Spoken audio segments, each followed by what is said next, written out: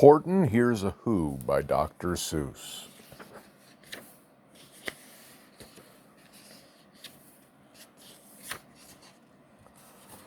On the 15th of May, in the jungle of Newell, in the heat of the day, in the cool of the pool, he was splashing, enjoying the jungle's great joys, when Horton, the elephant, heard a small noise.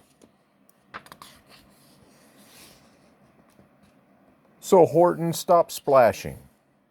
He looked toward the sound. That's funny, thought Horton.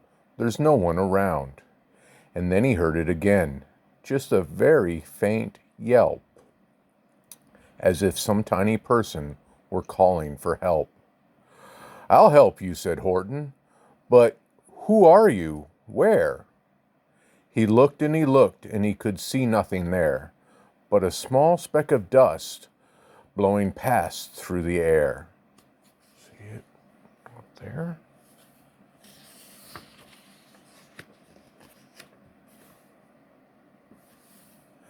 I say, murmured Horton, I've never heard tell of a small speck of dust that's able to yell. So do you know what I think? Why, I think that there must be someone on top of that small speck of dust, some sort of creature of very small size, too small to be seen by an elephant's eyes.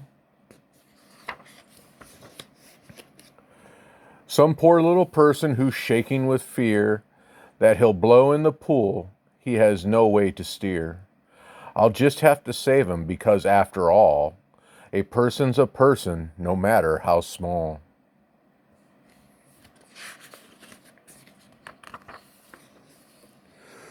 So gently and using the greatest of care, the elephant stretched his great elephant trunk through the air, and he lifted the speck of dust and carried it over and placed it down safe on a very soft clover.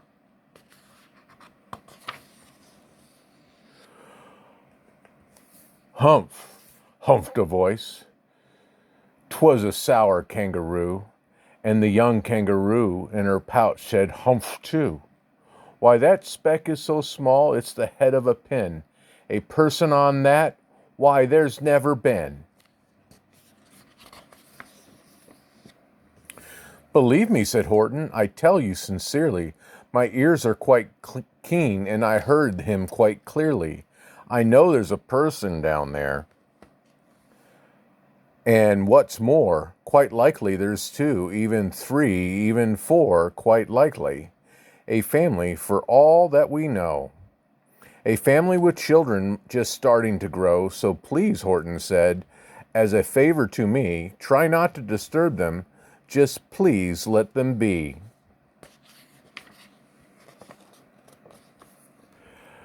I think you're a fool, laughed the sour kangaroo, and the young kangaroo in her pouch said me too. You're the biggest blame fool in the jungle of Newell, and the kangaroos plunged into the cool of the pool. What terrible splashing, the elephant frowned. I can't let my very small persons get drowned. I've got to protect them, I'm bigger than they, so he plucked up the clover and hustled away. Through the high jungle treetops, the news quickly spread. He talks to a dust speck. He's out of his head. Just look at him walk with that speck on the flower. And Horton walked, worrying almost an hour. Should I put this speck down? Horton thought with alarm. If I do, these small persons may come to great harm. I can't put it down, and I won't, after all. A person's a person, no matter how small. Then Horton stopped walking. The speck voice was talking. The voice was so faint he could just barely hear it. Speak up, please, said Horton, and he put his ear near it. My friend, came the voice, you're so very fine friend. You've helped all us folks on this dust speck no end. You've saved all our houses, our ceilings and floors. You've saved all our churches and our grocery stores. What? You mean, Horton gasped, you have buildings there too? Oh, yes, piped the voice. We most certainly do. I know, called the voice. I'm too small to be seen, but I'm mayor of a town that's friendly and clean. Our buildings to you would seem terribly small, but to us, who aren't big, they are wonderfully tall. My town is called Whoville, for I am a Who, and we Whos are all thankful and grateful to you. And Horton called down to the mayor of the town, You're safe now, don't worry, I won't let you down. But just as he spoke to the mayor of the speck, 3 jungle monkeys climbed up Horton's neck. The Wickersham brothers came shouting, What rot! This elephant's talking to Whos who are not. There aren't any Whos and they don't have a mayor, and we're going to stop all this nonsense, so there. They snatched Horton's clover, they carried it off to a black-bottomed eagle named Vlad Ikoff. A mighty strong eagle, of very swift wing, and they said, Will you kindly get rid of this thing? And before the poor elephant could even speak, that elephant flew off with the flower in his beak. All that late afternoon and far into the night, that black-bottomed bird flapped his wings in fast flight, while Horton chased after with groans over stones that tattered his toenails and battered his bones, and begged, Please don't harm my little folks, who have as much right to live as bigger folks do. But far, far beyond him the eagle kept flapping, and over his shoulder he called back, Quit your yapping, I'll fly the night through, I'm a bird, I don't mind it, and I'll hide this tomorrow, well, you'll never find it. And at 6:56 the next morning he did it, it sure was a terrible place that he hid it. He let that small clover drop somewhere inside of a great patch of clovers 100 miles wide. Fine that, sneered the bird, but I think you will fail. And he left with a flip of his black-bottomed tailed. Look at that, he dropped it with all these clovers. I'll find it, cried Horton. I'll find it or bust. I shall find my friends on my small speck of dust. And clover by clover with care, he picked up and searched them and called them, Are you there? But clover by clover he found that the one that he sought for was just not around. And by noon, poor Horton, more dead than alive, had picked, searched, and piled up 9,005.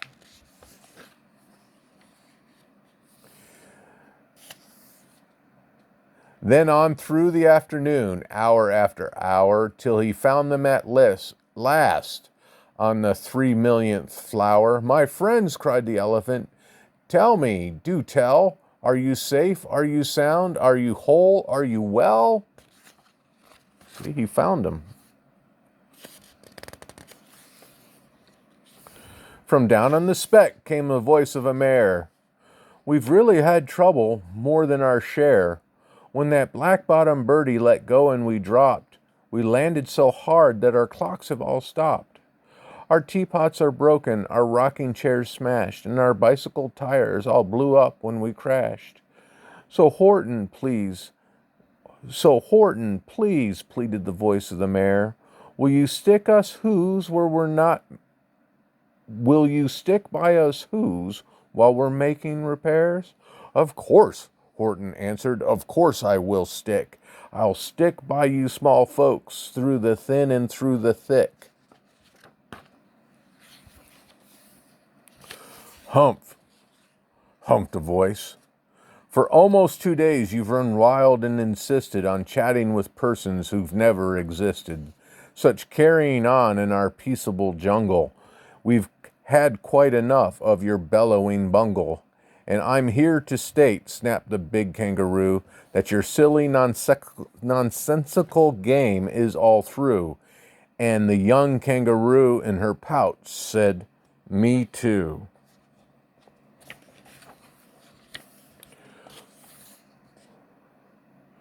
With the help of the Wickersham brothers and dozens of Wickersham uncles and Wickersham cousins and Wickersham in-laws whose help I've engaged, you're going to be roped and you're going to be caged.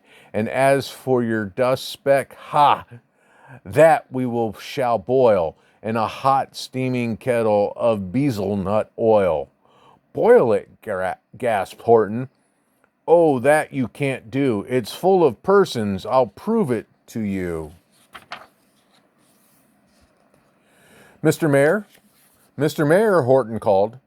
Mr. Mayor, you've got to prove now that you're really there. So call a big meeting, get everyone out. Make every who holler, make every who shout.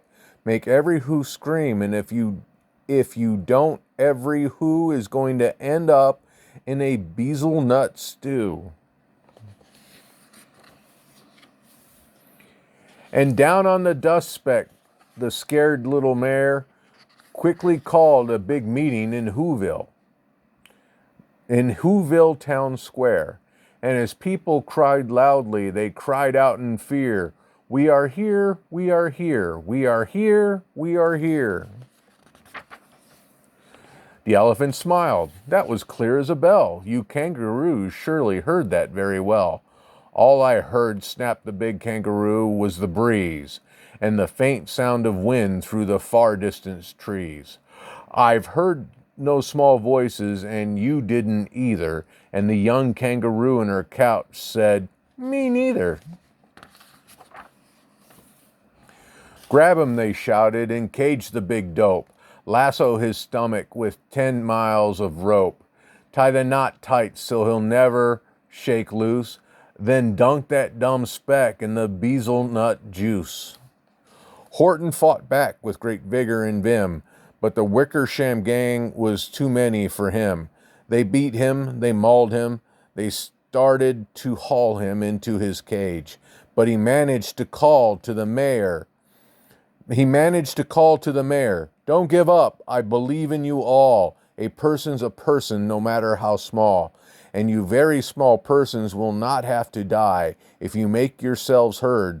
So come on now and try.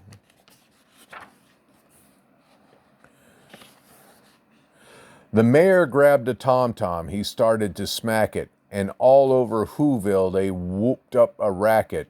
They rattled tin kettles and they beat on brass drums and garbage pail tops and old cranberry cans.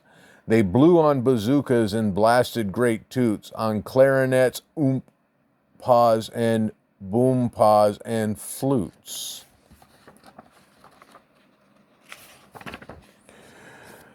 Great gust of loud racket rang high through the air. They rattled and shook the whole sky, and the mayor called up through the howling mad hullaboo, Hey Horton, how's this? Is our sound coming through?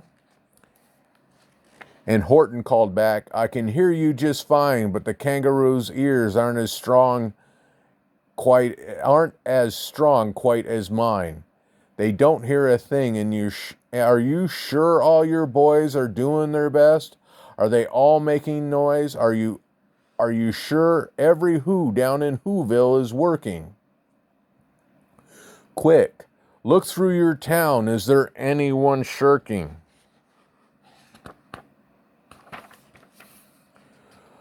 Through the town rushed the mayor from the east to the west, but everyone seemed to be doing their best. Everyone seemed to be yapping or yipping. Everyone seemed to be beeping or bipping. It wasn't enough, all this ruckus and roar. He had to find someone to help him make more. He raced through each building. He searched floor to floor. And just as he felt as he was getting nowhere and almost about to give up in despair, he suddenly burst through a door, and that mayor discovered one shirker, quite hidden away in the Fairfax apartment 12J, a very small shirker named Jojo was just standing and bouncing a yo-yo, not making a sound, not making a yip, not a chirp, not a yip, not a chirp. And the mayor rushed inside and he grabbed the young twerp. And he climbed with the lad up to the Eiffelberg Tower. This, cried the mayor, is your town's darkest hour. The time for all whose blood that is red to come to the aid of their country, he said. We've got to make noise in greater amounts. So open your mouth, lad, for every voice count. Thus he spoke as he climbed. When they got to the top, the lad cleared his throat and he shouted out, "Yop!" And that yop, that one small extra yop, put it over. Finally, at last, from that speck on the clover, their voices were heard. They rang out clear and clean. And the elephant smiled. Do you see what I mean? They've proved they are persons, no matter how small, and their whole world was saved by the smallest of all. How true. Yes, how true, said the big kangaroo. And from now on, you know what I'm planning to do? From now on, I'm going to protect them with you. And the young kangaroo in her pouch said, what do you think she said? Me too.